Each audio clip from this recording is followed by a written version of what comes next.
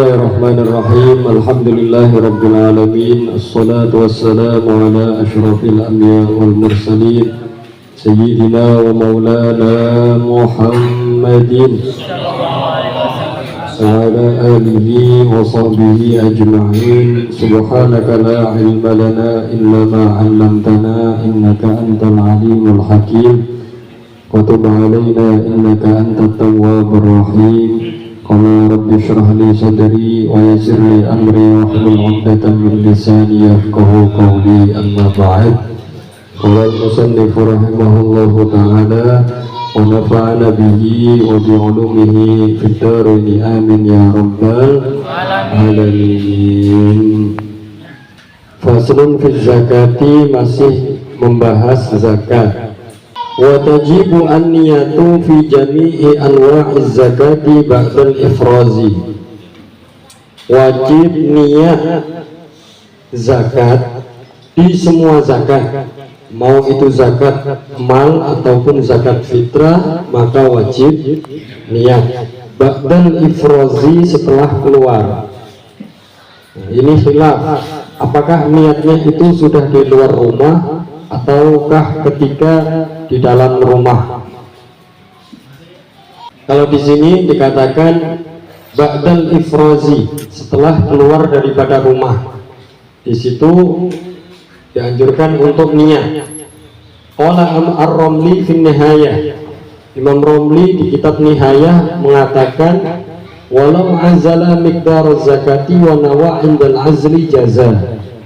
Kalau menurut Imam Rafi'i di dalam kitab Nihaya, ketika seseorang sudah menakar kadar zakat yang dikeluarkan, kemudian dia niat di dalam di rumah, ini saya niatkan zakat fitrah ini untuk diri saya, untuk keluarga saya yang wajib saya nafkahi, jaza, maka di situ boleh.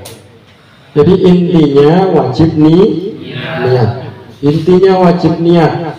Terserah mau niatnya itu di luar, ketika di luar rumah atau sudah berada di masjid, atau niatnya di dalam. Kita sudah memisahkan beras zakatnya, kita pisahkan, kita niat di situ, boleh.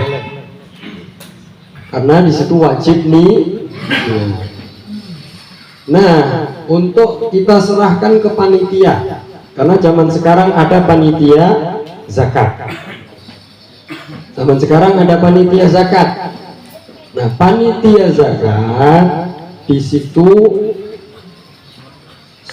seyogianya, sebaiknya untuk menanyakan niat, menuntun orang yang mungkin dia tidak tahu bahwasanya niat mengeluarkan zakat itu wajib, dituntun. Oh, begini niatnya, udah niat Pak baik, niatnya gimana, saya nggak tahu. Nah, ini panitia zakat nuntun niatnya. Nawaitu an ukhrija zakat al-fitri an nafsi, saya niat mengeluarkan zakat fitrah untuk diriku. Terus ini cuma untuk Pak Paing doang nih. Terus sama siapa lagi? Sama anak saya, sama istri saya. Wa amman talzamuni nafaqatuhum, dan untuk orang yang wajib saya nafkahi, yaitu termasuknya istri dan anak. Tapi kalau anak wajib, seumpama orang tuanya sudah tidak mampu bekerja, orang tuanya sudah tidak mampu bekerja, orang tuanya sudah lemah, sudah tua renta, maka anak wajib memberikan nafkah kepada orang tua. Begitu juga wajib menzakati orang tua. Orang tua yang sudah tua renta, tidak bisa bekerja, tidak ada penghasilan, maka anak wajib memberikan nafkahnya untuk orang tua. Dan wajib juga memberikan menzakati orang tua. Dan jadi jangan zakat itu sampean kira itu sesuatu yang mengurangkan daripada harta. Berarti tidak ada mental kaya. Berarti zakat, kalau sampean wajib zakat berarti orang kaya. entah itu zakat mal ataupun zakat fitrah, kan berarti ada harta lebih. Kalau harta kurang nggak wajib zakat. Seumpama nih Pak Kisno lagi nggak ada sama sekali, beras habis, duit habis, semuanya habis, ada mobil masih ada, mobil ada, pokoknya itu nggak ada duit sama sekali, duit habis, beras habis, semuanya habis. Di malam Idul Fitri dan hari raya Idul Fitri ada itu cuma sekali masak, maka tidak wajib zakat, tidak wajib menjual mobilnya, tidak wajib menjual motornya. Itu menurut fikih.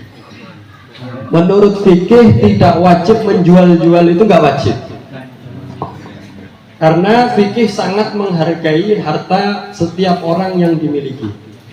Sampean pengen punya motor kan harus ada perjuangan, pengen punya mobil harus ada perjuangan. Nah, harta itu tidak sama fikih tidak disia-siakan, Pak. Tidak sia-siakan. Ini tidak adanya itu kalau zakat fitrah nih ya, tidak adanya di situ kalau tidak ada stok makanan di hari itu, di hari malam Idul Fitri dan hari raya Idul Fitrinya. Itu kalau nggak ada sama sekali ya sudah nggak wajib zakat. Tidak wajib jual motor, tidak wajib jual emas, tidak wajib jual rumah dan segala macamnya. Wajibu sorfuha, dan wajib ditasarrufkan, wajib diberikan zakat itu ila man wajada minal fuqara, kepada orang yang ditemukan daripada orang fakir. Jadi orang fakir di situ ada nggak di wilayahnya? Kategori orang fakir. Nah, maka pemberian zakat itu dikelompokkan. Yang pertama kelompok orang fakir. Orang fakir di wilayah RW 8 ataupun Taman Kirana itu kelompok fakir, kategori fakir ada berapa orang? Terus nanti kelompok yang kedua adalah wal masakin, orang miskin. Jadi kalau orang fakir di situ pendapatannya kurang daripada setengah perharinya. Seumpama kebutuhan setiap hari 100.000, pendapatan dia setiap hari kurang dari 50%, maka itu orang kategori fakir. Kategori fakir. Mungkin ya bisa mencapai setengahnya, itu jarang-jarang, atau kadang lebih, tapi jarang banget. Umumnya setiap hari dia mendapatkan pendapatan di bawah 50.000. Maka kategori orang tersebut adalah kategori orang fakir. Jadi al-fakir man lama lalahu walakas bayaku maukian minal kifayah. Kategori fakir itu adalah orang yang tidak punya harta sama sekali dan tidak punya pekerjaan yang pekerjaan di situ mencukupi kebutuhan dia sehari-hari. Kebutuhan dia sehari-hari gak cukup, kurang daripada 50%. Kalau miskin dia man lahu malun. Miskin itu orang yang punya harta, au kasbun halalun, ataupun pekerjaan yang halal, laikun yang pantas, ya kau mau kian min kifayatihi wala yakfi, yang di situ pekerjaannya mungkin cukup, terlihat pantas, pekerjaannya terlihat pantas, tapi tidak mencukupi kebutuhan dia. Jadi gampangannya, kalau fakir di situ kurang dari 50%, kalau miskin lebih dari 50%, tapi kurang dari 100%. Mencapai 100% mungkin kurang, susah, jarang-jarang. Kebutuhan 100.000, dia setiap harinya mendapatkan upah 80.000 HL harian lepas. Orang-orang HL itu berarti itu kategori miskin, sedangkan kebutuhan dia setiap hari 100.000. pendapatannya setiap hari 80.000, berarti itu orang kategori miskin. Dia punya harta, punya pekerjaan yang terlihat pantas. Kelihatannya pantas sih kerja di pabrik, kelihatannya gagah pakai seragam, tapi HL. Kebutuhan dia setiap harinya 100.000 untuk makan dia, anak dia, istri dia. Kebutuhan listrik itu 100.000, tapi pendapatannya cuma 80.000. Itu kategori orang miskin. Nah, ini di Kirana, di RW 8 atau di Taman Kirana, ini kategori miskin ada berapa orang? Ini kelompok-kelompok ya. Wal amilina 'alaiha. Kemudian kelompok yang ketiga adalah amil. Amil itu siapa? Wa huwa alladhi yab'atsuhul imam li akhdhi zakat. Amil itu orang yang diutus oleh imam, oleh presiden yang mendapatkan SK, diutus untuk mengambil zakat, fayu'ta walau ghaniyan. Maka amil tersebut diberikan mendapatkan zakat walaupun dia orang kaya. Walaupun dia orang kaya, tetap dia berhak mendapatkan zakat. Jadi amil, ingat-ingat ya, amil orang yang ditunjuk oleh imam, oleh pemimpin yang dapat SK dari pemerintah, dari presiden atau dari menteri agama, kan mendapatkan wewenang untuk mengatur. Menteri agama turun ke, nggak mungkin menteri agama ngurusi satu Indonesia, kan nggak mungkin. Akhirnya punya ini lagi, ngutus lagi setiap wilayah. Kelurahan juga nggak mungkin, rakyatnya banyak sekarang di Indonesia. Masa lurahnya keliling-keliling dan tim. Akhirnya turun ke wilayah RW masing-masing. Siapa yang mendapatkan mandatnya? Setiap satu RW satu orang yang punya SK. Setiap RW satu orang yang punya SK. Maka yang punya SK di sini, dia kewajibannya keliling ngambilin zakat. Nah, dikontrol nih, yang zakat malnya, yang zakat fitrahnya, itu keliling. Yang kategori mampir ke warung, ini buka warungnya kapan? Oh, tanggal 1 Januari. Ini setahun ini dizakati enggak? Pernah dihitung enggak? Enggak pernah. Oh, coba saya bantu ngitung. Coba saya bantu ngitung. Ini dihitung nih. Oh, Bapak sudah wajib zakat mal. Bapak sudah wajib zakat mal. Oh, ini hartanya sekian. Ini wajib zakat mal. Oh, ini karena toko kelontongan, toko sembako, ini kategorinya zakatnya zakat pakai perak, maka dikategorikan perak. Oh, dihitung. Oh, nanti kalau sudah setahun lagi, nanti keliling lagi nih. Oh, mampir ke Haji Yudi, Haji pendapatannya berapa? Oh, ini sekian. Nah, zakat mal nggak pernah saya hitung, orang saya nggak tahu. Udah saya bantu hitungin. Ini materialnya berapa, terus ininya berapa, hartanya, tabungannya berapa, saya bantu hitungin, Pak.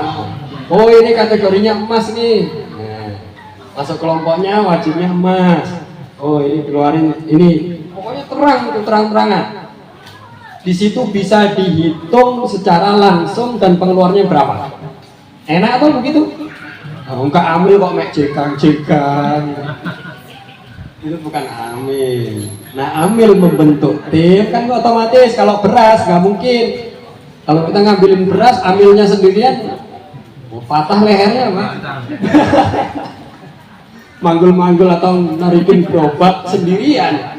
Nah, amil di sini boleh mengambil tim, membawa tim. Oh, ditunjuk Bapak Herman, ada Pak Kisno, punya tim nih. Nah, satu tim nih keliling nanti. Zakat keliling. Aslinya begitu, namanya amilun, orang yang ngamal, kerja. pekerja ini amil tuh coba malah iya amil aku kerja.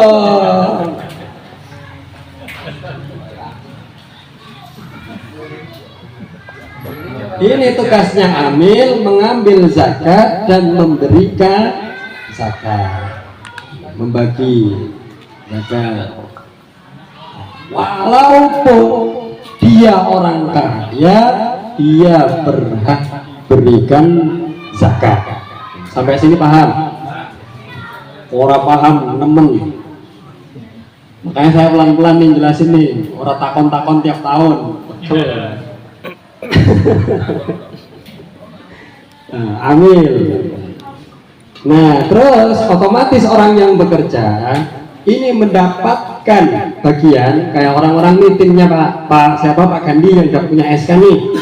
Pak Gandhi kan berhak mendapatkan karena dia tidak sendirian, maka orang yang di bawahnya timnya Pak Gandhi ini mendapatkan zakat dari lewat Pak Gandinya.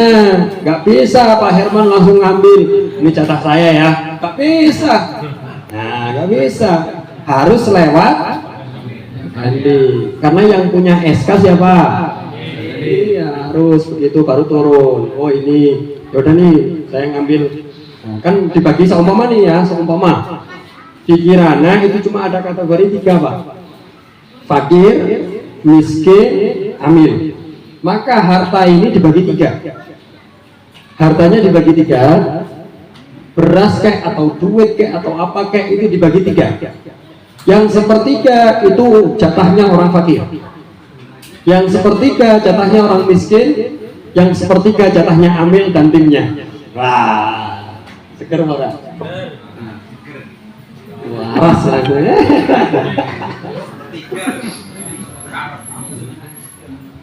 Sepertiga. Nah ini si amil, nah kan dia dapat. Kalau dia sikat sendiri, otomatis besok-besok nggak punya tim lagi nih, karena timnya nggak dibagi. Nah ini dibagi ke timnya nih sepertiga nih. Bagi. Terus wal mu'allafati qulubuhum. Kategori yang keempat adalah mu'allaf. Mu'allaf itu orang yang dilembutkan hatinya, memberikan kepada orang mu'allaf. Contoh itu orang yang baru masuk Islam, biar Islamnya nambah kuat, Islamnya nambah mantap, maka diberikan zakat. Iya diberikan zakat. Oh ternyata orang Islam itu dermawan, orang Islam itu baik.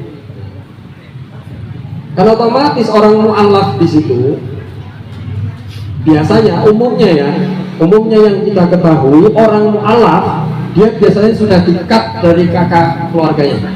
Berarti dia sudah terpontang-panting nih, sudah dihapus dari kakak, udah nggak punya keluarga, udah nggak punya siapa-siapa. Nah ini kita kasih zakat nih, kita kasih zakat biar Islamnya nambah kuat. Wafir rikabi, dan hamba sahaya. Nah sekarang udah gak ada hamba sahaya, udah dihapus. Jadi hamba sahaya seumpama dia hamba mukatab yang menyicil dirinya untuk merdeka, maka dia dikasih zakat biar supaya membayar cicilan, biar supaya dia cepat merdeka. Wal gharimin, kemudian gharimin yaitu orang yang punya hutang. Gharib wahwa manistadana fi ghairi maksiatin fayu'ta ma yaqdi bihi dainuhu. Orang yang berhutang tapi hutangnya bukan untuk maksiat. Orang yang berhutang hutangnya fi ghairi maksiatin, bukan untuk maksiat. Kalau hutangnya untuk judol jangan dikasih. Kapok tuh. Hutangnya untuk apa lagi? Main slot, gak usah dikasih. Karena untuk maksiat kok. Benar. Hutang dia untuk apa? Main perempuan, jangan kasih. Untuk karaokean, nyewa LC, kau usah dikasih. Kalau emang hutangnya di situ untuk nyawa dia, untuk kebutuhan dia, tapi bukan kebutuhan yang sekunder ya, ini kebutuhan primer, kebutuhan pokok. Kadang kita hutang untuk sesuatu yang tidak penting nih. Hutang kita kadang sesuatu yang tidak penting. Atau dia hutang karena untuk kesehatan, karena dia sakit, nggak punya uang, akhirnya ngutang untuk kesehatan. Nah, ini kasih nih. Nah, hutangnya itu untuk kebutuhan pokok, maka diberi itu. Ya kalau berinya cuma zakat fitrah, ya paling beras, nggak seberapa zakat fitrah. Coba kalau zakat mal dikelola dengan sungguh-sungguh, insya Allah nggak ada yang miskin di Indonesia. Kalau mau dikelola dengan sungguh-sungguh. Tapi jenenge talang teles ya Pak. Yang penting intinya hutangnya bukan untuk maksiat. Atau hutangnya begini. Ada kakak adik di situ mau bunuh-bunuhan. Ini bisa diselesaikan dengan uang. Nah, akhirnya kita mendamaikan kedua belah pihak, tapi harus mengorbankan uang. Sedangkan uang kita nggak cukup, akhirnya kita utanglah. Kita hutang untuk mendamaikan dua belah pihak yang hampir bunuh-bunuhan ini. Ini walaupun orang yang mendamaikan ini orang kaya, tetap boleh diberi zakat. Karena hutangnya dia untuk islah, untuk perdamaian. Kadang ada sengketa lahan atau apa antara kampung satu dengan kampung satunya ribut, pada nggak terima, mau perang. Otomatis tokoh ya yang turun tangan, mendamaikan. Otomatis kalau mendamaikan, namanya sengketa tanah, udah saya beli aja tanahnya sekarang gimana? Sekarang saya beli tanahnya, nanti ini dibagi dua nih duitnya. Oke, setuju. Ya sudah, akhirnya pusing kan? Akhirnya pusing.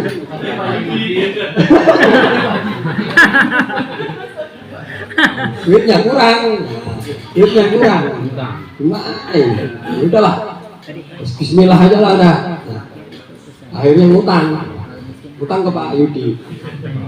Nah, ini nanti kalau ada yang zakat, Pak Tarlan berhak diberi. Walaupun seumpama Pak Tarlan itu kategorinya orang kaya.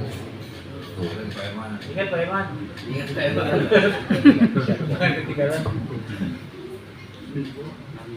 Wa fi sabilillah.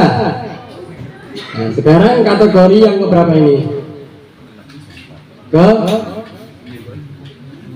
Keenam. Sabilillah. Wahum, mereka adalah sabilillah ini al-ghuzatu alladzina la rizqa lahum fil fai'i. Orang yang perang yang tidak mendapatkan harta fai'. Fayu'tu walau ma'aghnahum, maka dia diberi zakat walaupun dia itu termasuk di kampungnya termasuk orang kaya, tetap diberi karena dia perang li'ila'i kalimatillah, maka dia berhak mendapatkan zakat. Nah sekarang itu khilaf ya, ustadz itu dikategorikan sabilillah, ustadz dikategorikan sabilillah.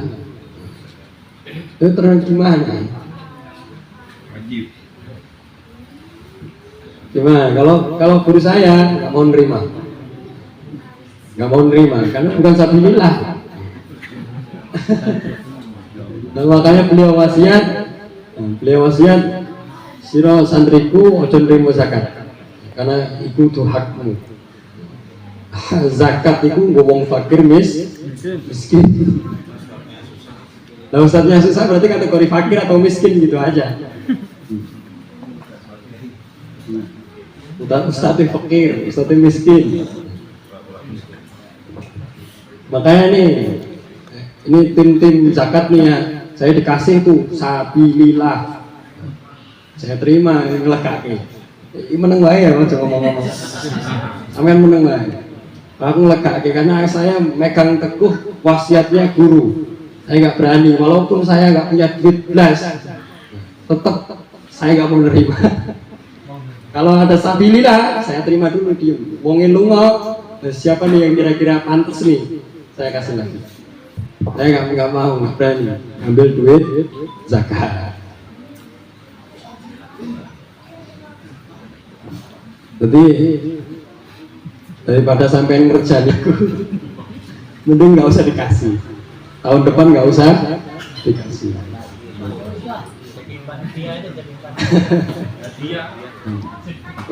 Enggak, hadiah kok dicukupi kok duit zakat itu ora iso. Hadiah kok duit sampean pribadi. Kalau satu hadiah dari duit sampean pribadi saya terima. Hadiah Ustaz, oke siap. Ini hadiah saya colongkan dari zakat. Wah ini cari. Sama aja.